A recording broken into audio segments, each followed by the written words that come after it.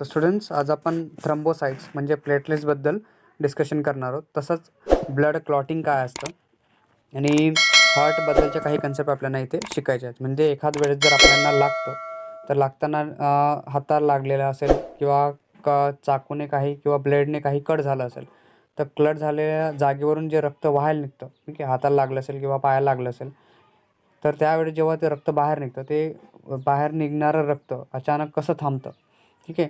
तर त्याला त्या प्रोसेसमध्ये काय होतं, ब्लड क्लॉटिंगमध्ये काय होतं आणि ह्या थ्रम्बोसाइट्स म्हणजे प्लेटलेट्स तिथे कसं काम करतात, ह्या सगळ्या गोष्टींबद्दल आपल्याला ह्या लेक्चरमध्ये शिकायचं आहे. पण लेक्चर स्टार्ट करण्याच्या आधी परत एकदा रिक्वेस्ट करतो, जर तुम्हाला लेक्चर समजलं तर लाईक करायला विसरू नका, ठीक आहे. शेअर करा तुमच्या प्रत्येक मित्रापर्यंत. जे अजूनही चॅनलवरती नवीन असतील तर प्लीज चॅनलला सबस्क्राईब करायला विसरू नका, ठीक आहे. अँड लास्ट रिक्वेस्ट, जर मी सांगतोय त्या कन्सेप्ट जर तुम्हाला समजतात तर प्लीज व्हिडिओ कंप्लीट बघायला विसरू नका. कन्सेप्ट काय की थ्रम्बोसाइट म्हणजे प्लेटलेट्स आहेत, म्हणजे सेल आहेत, ठीक आहे. म्हणजे ह्या ज्या थ्रम्बोसाइट्स आहेत हे सेल्युलर फ्रॅगमेंट्स आहेत. म्हणजे जर आपण म्हटले तर तुकड्यासारखे आपण म्हणू शकतो, ठीक आहे. असे सेल्युलर फ्रॅगमेंट, छोटे छोटे तुकडे, म्हणजे जसे धागे असतात आपले फ्रॅगमेंट्स आपण त्यांना म्हणतो, तर असे छोटे छोटे धागे आहेत फॉर्म फ्रॉम द. हे कशापासून बनतात, हे लार्जर सेलपासून बनतात. ही लार्जर सेल म्हणजे मेगा क्रायोसाइट म्हटलं आता याला. म्हणजे ह्या मेगा क्रायोसाइट्स ज्या आहेत, ज्या सेल असतात, या सेल बनण्यासाठी ॲक्च्युली बोन मॅरोची गरज पडते. म्हणजे ॲक्च्युअली जर आपण बघितलं तर आपल्या शरीरामध्ये जे हाडं आहेत, हाडांच्यामध्ये एक तपकिरी रंगाचा म्हणू शकतो आपण जो भाग आहे, ठीक आहे. म्हणजे हाडांच्या मध्ये जो पोर्शन आहे त्याला म्हटला तर बोन मॅरो, ठीक आहे. अशा बोन मॅरोपासून मेगा क्रायोसाइट्स बनतात आणि ह्या मेगा क्रायोसाइट काय करतात, या थ्रम्बोसाइट्स बनायला फॉर्म करतात, थ्रम्बोसाइट फॉर्म करायला मदत करतात. So these are produce from the bone marrow. आता अशा ज्या थ्रम्बोसाइट किंवा आपण मेगा क्रायोसाइट्स म्हणतोय, ह्या कशापासून बनतात, बोन मॅरोपासून बनतात. So they are very small. हे काय असतात, अतिशय स्मॉल असतात. ओव्हल शेप असतात, अंड्यासारखे दिसतात. ओव्हल शेप आपण म्हणतो, ओव्हल शेपच्या फ्रॅगमेंट्स असतात आणि विदाऊट न्यूक्लियस असतात. आता तुम्ही जर इथे ही डायग्राम नीट बघितली तर क्लिअर असेल, तर ह्या प्लेटलेट्स आपल्याला दिसतात, ठीक आहे. ह्या थ्रम्बोसाइट्स आहेत आपल्या. ह्यांचा जर शेप तुम्ही नीट बघितला तर हे फ्रॅगमेंट्स आहेत. जर पूर्ण झूम केलं तर फ्रॅगमेंट सारखे दिसतील. तर सध्या तरी ओव्हल शेप दिसतात आपल्याला ह्या प्लेटलेट्स. अतिशय स्मॉल आहेत, ठीक आहे. RBC WBC जर बघितलं, कम्पेअर केलं तर त्यांच्या कम्पॅरिझनमध्ये तुम्हाला इथे अतिशय स्मॉल प्लेटलेट्स दिसतात, ठीक आहे. सो व्हेरी स्मॉल आहेत, ओव्हल शेप तुम्हाला दिसतात, फ्रॅगमेंट विदाऊट न्यूक्लियस असतात, म्हणजे यांच्यामध्ये न्यूक्लियस नसतो, ठीक आहे. नॉर्मली जर आपण काउंटिंग केली यांची, ठीक आहे, ह्युमन बॉडीमध्ये, तर थ्रम्बोसाइटची जी काउंटिंग आहे ह्युमन ब्लडमध्ये, ठीक आहे, बॉडीमध्ये म्हणण्यापेक्षा ब्लडमध्ये, तर ज्या थ्रम्बोसाइट्स आहेत, आपल्या ज्या प्लेटलेट्स आहेत, ह्या 2.5 पासून ते 4.5 लाख असतात. काय, पर MM³ ठीक आहे. एका MM³ ह्या किती असतील, 2.5 2.5 ते 4.5 लाख पर MM³ ऑफ द ब्लड असतं. तर जर आपण कंडिशन म्हणतोय, जर थ्रम्बोसाइट डिक्रीज होत आहेत, कमी जर झाल्या, म्हणजे प्लेटलेट जर कमी झाल्या, रक्तामधल्या जर प्लेटलेट्स कमी झाल्या, तर अशा नॉर्मल, म्हणजे नॉर्मलपेक्षा जर कमी होत आहेत, तर त्या कंडिशनमध्ये, अशा केसमध्ये त्याला म्हटला तो थ्रम्बोसायटोपेनिया होतो, ठीक आहे. काय होतो हा, थ्रम्बोसायटोपेनिया. तर थ्रम्बोसायटोपेनिया कशामुळे होतो, that is the decrease in the number of thrombocytes, ठीक आहे. थ्रम्बोसाइट्स कमी झालेल्या ज्या पोर्शनमध्ये होतात त्या केसमध्ये काय होऊ शकतो, थ्रम्बोसायटोपेनिया. तर अशा कंडिशनमध्ये that is cause and internal bleeding व्हायला लागते. कसे होते हे इंटरनल ब्लिडिंग होते. म्हणजे जे रक्त आहे ते मध्येच मोठ्या प्रमाणामध्ये व्हायला लागतं. तर असं हे इंटरनल ब्लिडिंगच्या केसमध्ये थ्रम्बोसायटोपेनिया होतो. म्हणजे ह्या केसमध्ये आपल्या ज्या प्लेटलेट्स आहेत किंवा थ्रम्बोसाइट्स आहेत, त्या काय होतील, आपल्या डिक्रीज होतील. म्हणजे प्लेटलेट्स काय करतील, सिक्रेट प्लेटलेट, ठीक आहे. काय सिक्रेट करतात, प्लेटलेट्स काय करतात, प्लेटलेट फॅक्टरला सिक्रेट करतात, which is essential for the blood clotting. तर रक्त जे वाहत आहे आपलं, ते थांबवण्यासाठी, ब्लड क्लॉटिंगसाठी प्लेटलेट फॅक्टर खूप महत्त्वाचा असतो. जर प्लेटलेट फॅक्टर येईल, तर तिथून थ्रम्बोसायटोपेनिया जो आहे आपला, म्हणजे जे प्लेटलेट डिक्रीज होत आहेत, सॉरी, ज्या थ्रम्बोसाइट डिक्रीज होत आहेत, ठीक आहे, त्या केसमध्ये.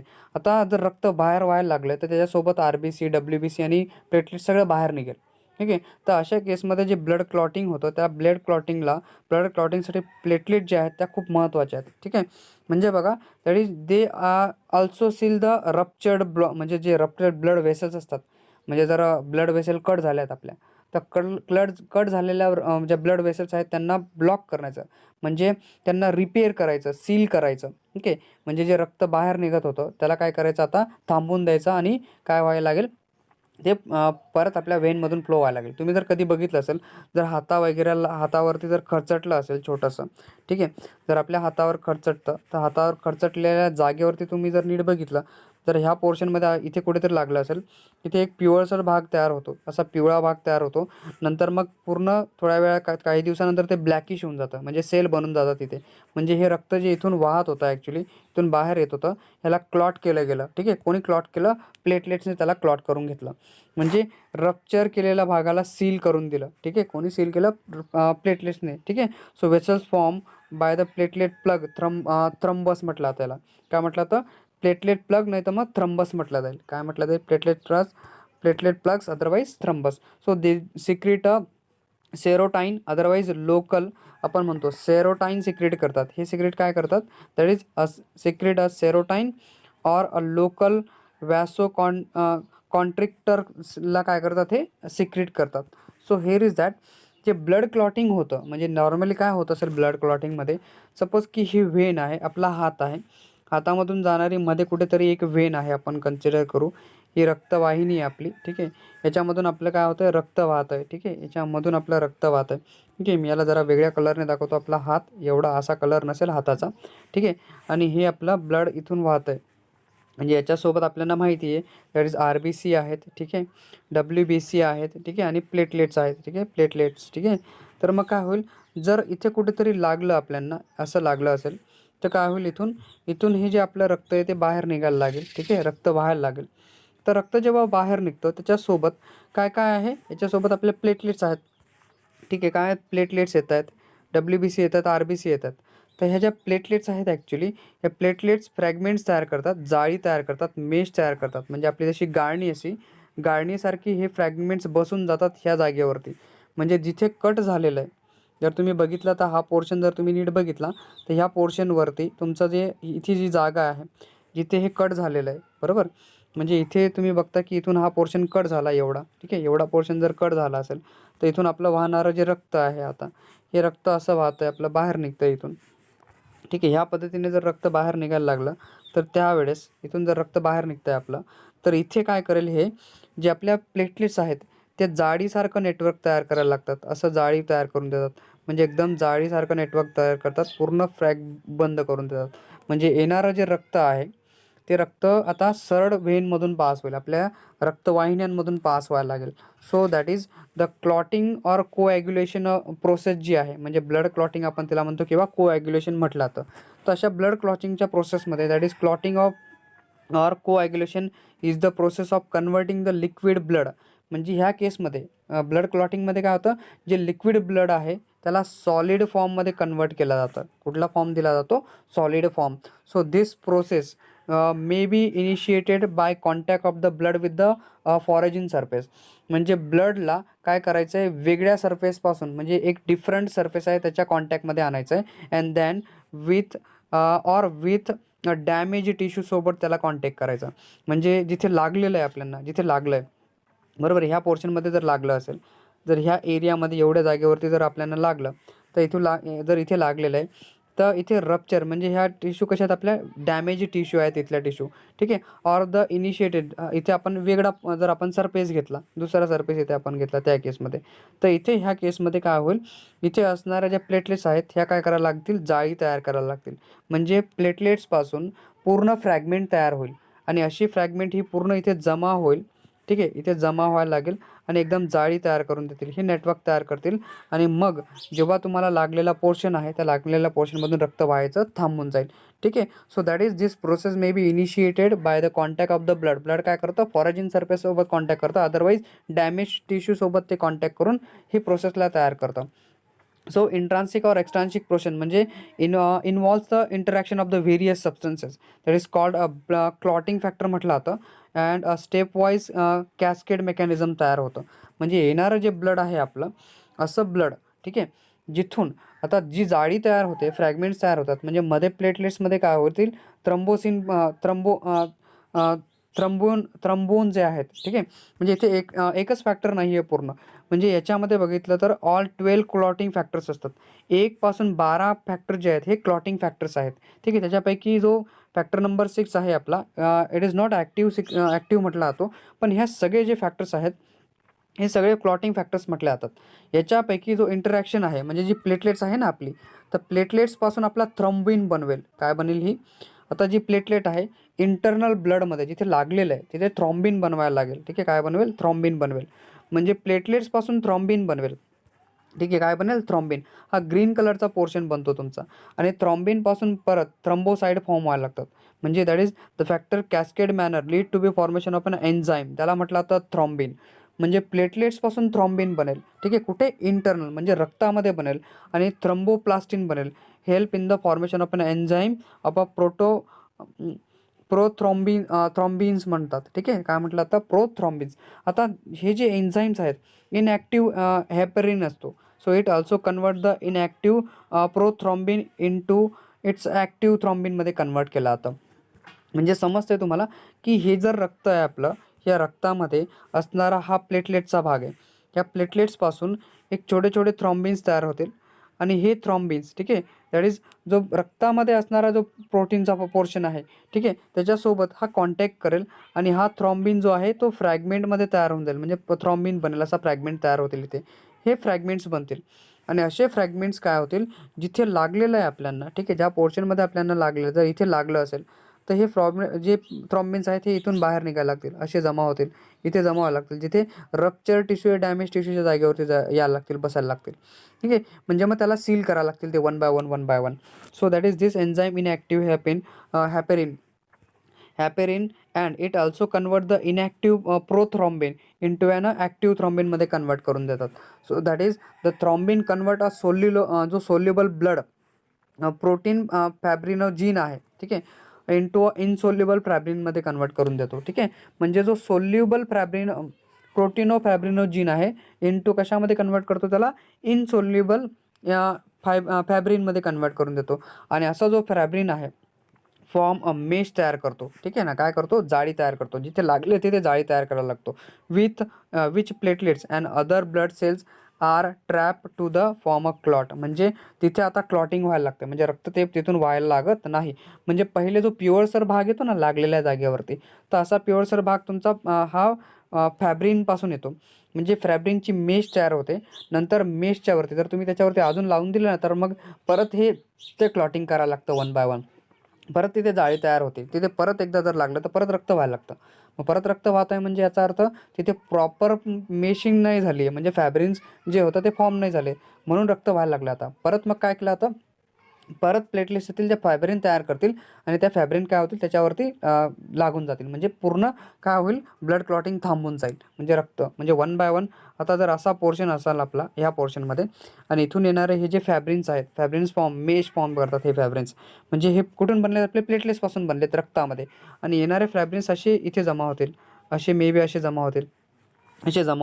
त्यांची पूर्ण जाळी तयार होते अशी. ठीक आहे. अशी पूर्ण जाळी तयार होऊन जाते मेशसारखी ह्या जागेवरती. म्हणजे हा भाग आहे आपला, इथे लागलेला भाग आहे. ह्या लागलेल्या भागावरती हे सगळी जाळी तयार होते. आणि मग नवीन काय होऊन जातं इथे? पूर्ण हा क्लॉटिंगचा म्हणजे तेवढा पोर्शन जो रप्चर झाला तो परत सील केला जातो. असा फॅब्रिनमुळे होतो. So this is what the case of a blood clotting. तर ह्याला ब्लड क्लॉटिंग म्हटलं जातं. ठीक आहे. प्रॉपरली जर समजलं असेल तर परत सांगतोय की बघा, रक्त आहे आपलं, रक्तामध्ये RBC, WBC आणि प्लेटलेट निघतात. ठीक आहे. मग अशा ज्या प्लेटलेट्स आहेत ॲक्च्युली जर लागलं तर रक्त पूर्ण बाहेर निघेल. म्हणजे WBC सोबत, RBC सोबत, प्लेटलेट सोबत सगळं हिमोग्लोबिन वगैरे सगळं बाहेर काढेल. आता जेव्हा हे सगळं निघतं आहे बाहेर, त्यावेळेस प्लेटलेट जे आहेत त्या रप्चर पोर्शनमुळे काय होईल? तिथे एक रिॲक्शन होईल. प्लेटलेटसोबत रिॲक्शन होईल. थ्रॉम्बिन्स बनवेल. काय बनवेल? हा थ्रॉम्बिन्स. ठीक आहे. आणि ह्या थ्रॉम्बिन्स नंतर फॅब्रिनमध्ये कन्वर्ट होतील. आणि अशा फॅब्रिन्स जेव्हा रक्ताच्या बाहेर निघायला लागतील, ठीक आहे, म्हणजे लागल्या जागेवरून बाहेर निघतील, त्या केसमध्ये तिथे जाळी तयार करतील. ठीक आहे. नेटवर्क तयार करतील. आणि ती जाळी काय करेल? येणाऱ्या रक्तामधून येणाऱ्या WBCला, RBCला तिथे जमा करून ठेवेल. आणि जसे हे RBC, WBC त्या जागेवरती जमा होतील तसं काय होईल? हे रक्त जे बाहेर निघणे ते थांबून जाईल. आणि तिथे एकदम मेश तयार होऊन जाईल. आणि मग नवीन टिश्यू अँड सेल तयार होतील. ठीक आहे. This is what the blood clotting आपल्याकडे येते. हार्टचा जो पोर्शन आहे आपण जर घेतलं तर हार्ट काय? हा मेन पंपिंग ऑर्गन आहे. आपल्याला सगळ्यांना माहिती आहे हार्टमध्ये ठीक आहे. दोनदा रक्त येतं, एक ऑक्सिजनेटेड टाईप आणि दुसरं डिऑक्सिजनेटेड टाईप. आणि लंग्समध्ये ऑक्सिजनेटेड होतं आणि ते ऑक्सिजनेटेड जे ब्लड आहे ते पूर्ण शरीरापर्यंत जातं आणि तिथून डिऑक्सिजनेटेड ब्लड घेतलं जातं, ते हार्टमध्ये टाकलं जातं. हार्ट त्याला परत कुठे पंप करतो, लंग्समध्ये पंप करतो. सो हार्ट काय आपला एक मेन पंपिंग ऑर्गन आहे सर्क्युलेटरी सिस्टमचा. कारण सर्क्युलेटरी सिस्टीममध्ये हार्टचं खूप महत्त्व आहे. जर हार्ट नसेल तर मग सर्क्युलेशन होणं पॉसिबल नाही आहे ह्युमन बिंगमध्ये. ठीक आहे. So it is reddish brown कलरचा असतो. कसा कलरचा हार्ट असतो, रेडिश ब्राऊन कलरचा असतो. हॉलो असतो, पोकळ म्हटलं जातं. मस्क्युलर म्हटलं जातं, मसल्स आपण म्हणतो, मस्क्युलर ऑर्गन आहे. Wrongly the size will be 1/1 असते. ठीक आहे, 1/1 याची साईज घेतली जाते. रफली जर साईजचा आपण विचार केला तर ऑफ द 1/1 असते. इट्स ॲव्हरेज वेट, जर आपण हार्टचं ॲव्हरेज वेट बघितलं तर 300 ग्रामच्या आसपास असतं मेलमध्ये आणि फिमेलमध्ये हे 250 ग्रामच्या आसपास याचं वजन आपल्याला दिसायला भेटतं. So it is conical shape असतो. कसा शेप आहे, कोनिकल शेप. कोणीतरी म्हणतं की हार्ट या पद्धतीने असतं, ॲक्च्युली हार्ट असा नसतो, तर which is normally the conical shape असतो. कोण सगळ्यांनी बघितला ह्या पद्धतीचा हा कोनिकल शेप नॉर्मली बघितला तो हार्टचा. तर इट इज कोनिकल शेप आहे अँड लाईज इन मेडिस्टेरियममध्ये लाय करतो. That is the shape between the two lungs, म्हणजे दोघं लंग्स आहेत आपले. ठीक आहे, यांच्यामध्ये ह्या साईडमध्ये असतो थोडासा. ठीक आहे, थोडासा म्हणजे जर बघितलं तर थोडासा लेफ्ट साईडमध्ये असतो हार्ट. ठीक आहे, कोनिकल शेप दोघांच्यामध्ये. So it is conical shape and lies in the space between the two lungs, म्हणजे दोघं लंग्सच्या एक्झॅक्टली मध्ये असतो. याचा अर्थ डायफ्रामच्या मध्ये असेल. डायफ्राम म्हणजे जर तुम्ही बघितलं तर ह्या पर्शनचा भाग असेल, हे लंग्स आहेत आपले, इथे आपला डायफ्राम येतो आणि हा इथे कुठेतरी हार्ट येऊन जाईल डायफ्रामच्या वरती. सो इट इज बॉर्डर असतो, ब्रॉडर आहे. ठीक आहे, ॲट अप्पर एंडमध्ये बेस आहे and conical at the lower end, म्हणजे वरचा भाग थोडासा मोठा असतो. कारण काढताना आपण समटाईम्स असा काढतो ना, या पद्धतीने काढला जातो, असा हार्ट काढला जातो. तर इथे थोडासा मोठा पोर्शन येतो आणि ह्या जागेवरती तो थोडासा कमी येऊन जातो, दॅट इज ॲपेक्स येऊन जातो. लोअर एंडमध्ये तो कोनिकल येऊन जातो इथे. असा आपला हार्ट असतो. सो कोनिकल एंड जो आहे इट इज स्लाइटली टिल्ट असतो, म्हणजे असा असतो, थोडासा कोपऱ्याला असतो असा. ठीक आहे, असा टिल्टेड असतो जो कोनिकल पोर्शन आहे इकडचा. Tilt at the left side and the rest above the डायफ्रामच्या वरती हा असतो. ठीक आहे ना, म्हणजे लंग्स आपण जे म्हणतोय हे आपले लंग्स आहेत, इथे डायफ्राम आहे आणि हा इथे लाय करतो. ठीक आहे, इकडे आपले ब्रॉन्कायलिस आणि ब्रँचेस येऊन जातात त्याच्यामध्ये. तर डायफ्रामच्या वरती हा रेस्ट करतो. हार्ट हा एनक्लोज आहे इन मेम्ब्रानस सॅकमध्ये असतो आणि पेरिकार्डियम म्हटलं जातं. सो हार्ट हा कशामध्ये असतो, एनक्लोज इन मेम्ब्रानसमध्ये असतो. मेम्ब्रानस सॅक म्हटलं जातं याला, पिशवी असते ही, त्याच्यामध्ये लॉय करतो, त्याला म्हटलं जातं पेरिकार्डियम. तर हार्ट कुठे एक्झॅक्टली लाय करेल तुमचा, पेरिकार्डियममध्ये लाय करतो. सो दॅट इज जो पेरिकार्डियम आहे is form of the two main टाईपचे लेअर बनतात त्याच्यामध्ये, जे आउटर फायब्रस म्हटलं जातं आणि इनर सेरियस पेरिकार्डियम म्हटलं जातं. पूर्ण जी लेअर आहे त्याची, म्हणजे इथे जर तुम्ही बघितलं तर हा पेरिकार्डियमचा भाग तुम्हाला इथे दिसतोय एवढा. ठीक आहे, हा जो पोर्शन आहे हा पेरिकार्डियमचा पोर्शन तुमच्याकडे येऊन जातो. ठीक आहे, आणि ही बघा, ही हार्टची वॉल आहे एवढी, पूर्ण हार्टची वॉल आहे एवढी. ठीक आहे, ही हार्ट वॉल आहे आपली आणि ही फायबरस पेरिकार्डियम तुम्हाला दिसतं इथे, हा फायबरस पेरिकार्डियम आहे. ठीक आहे, तर इथे असणारा हा पूर्ण भाग आपल्याला हार्टकडे येऊन जातो. सो सिरियस पेरिकार्डियम जो आहे हा सॉफ्ट असतो, मॉइस्ट आणि इलास्टिक असतो. म्हणजे तुम्ही बघता ना, पंपिंग होतं, म्हणजे रबरासारखं पंप होतं. मॉइस्ट थोडं ओलसर असतं आणि सॉफ्ट असतो, एकदम गुळगुळीत असतो. चिकन आपण त्याला म्हटलं जातं, म्हणजे पावडरसारखं एकदम काय असतो, सॉफ्ट असतो. इट इज फॉर्म आणि स्क्युमसमध्ये स्क्युमस इपिथेलियममध्ये फॉर्म होतो and it is further divide into 2 layer, 2 लेअरमध्ये डिवाइड होतो. दॅट इज परायटल लेअर म्हटले जाते आणि एक आहे वेस्क्युलर लेअर. ठीक आहे, किती लेअर असतात त्याच्यामध्ये, 2 layer, parietal layer and a vascular layer असते. परायटल अँड वेस्क्युलर लेअर जी आहे serous pericardium are separated by pericardial स्पेसमध्ये हा सेपरेट करतो. म्हणजे हा जो आहे तुमचा पेरिकार्डियम, आणि इथे जर तुम्ही बघितला तर हा पेरिकार्डियमचा पूर्ण स्पेस आहे. इथे बघा, हा दिसतोय, हा पेरिकार्डियमचा स्पेस आहे. ठीक आहे, पेरिकार्डियम स्पेस म्हटला तो, म्हणजे हा व्हाईट कलरचा जो पोर्शन तुम्हाला दिसतोय, actually this is what, white colour नाही, सॉरी, हा ब्लॅक कलरचा पोर्शन दिसतोय मधला, this is what the pericardium space आहे. वेस्क्युलर लेअर आहे बस सिरियसची पेरिकार्डियमची, याच्यामध्ये हा लाय करतो. This space is filled with the pericardial फ्लुइडने, म्हणजे 50 mlचं हे पेरिकार्डियलचं फ्लुइड नॉर्मली कन्सिडर केला तर ज्याच्याने हा पूर्ण स्पेस भरून असतो. So which act as a shock absorbing काम करतो. म्हणजे जर धक्का बसला तर त्या केसमध्ये हे फ्लुइड काम करतं हार्टसाठी. And protect the heart from the म्हणजे मेकॅनिकल इंजुरीज. काही धक्का वगैरे काही लागलं वगैरे तर त्याला ॲब्सॉर्ब करण्यासाठी, ते इंजुरी त्या ॲब्सॉर्ब करण्यासाठी काय करतं, हे प्रोटेक्ट करण्यासाठी आपलं जे पेरिकार्डियमचं फ्लुइड आहे ते काम करतं. लक्षात ठेवा, कोणी विचारलं तर पेरिकार्डियमचं फ्लुइड कशासाठी काम करतं, तर शॉक ॲब्सॉर्बिंगसाठी, प्रोटेक्शन करण्यासाठी हार्टला. कशासाठी, मेकॅनिकल इंजुरीजपासून. ठीक आहे. It is also keep the heart moist and act as a lubricant. म्हणजे हार्टला मॉइस्ट ठेवायचं. ठीक आहे. आणि लुब्रिकंटसारखं ते काम करतं. ठीक आहे ना. म्हणजे परत परत तो काय करतो, पंप होत राहतो. ठीक आहे. त्याच्यासाठी हे काम करतं. ठीक आहे. This is what the heart and blood clotting. आणि तिसरी कन्सेप्ट होती थ्रम्बोसाइट्स. ठीक आहे, ज्या तुम्हाला इथे ह्या डायग्राममध्ये दिसतात.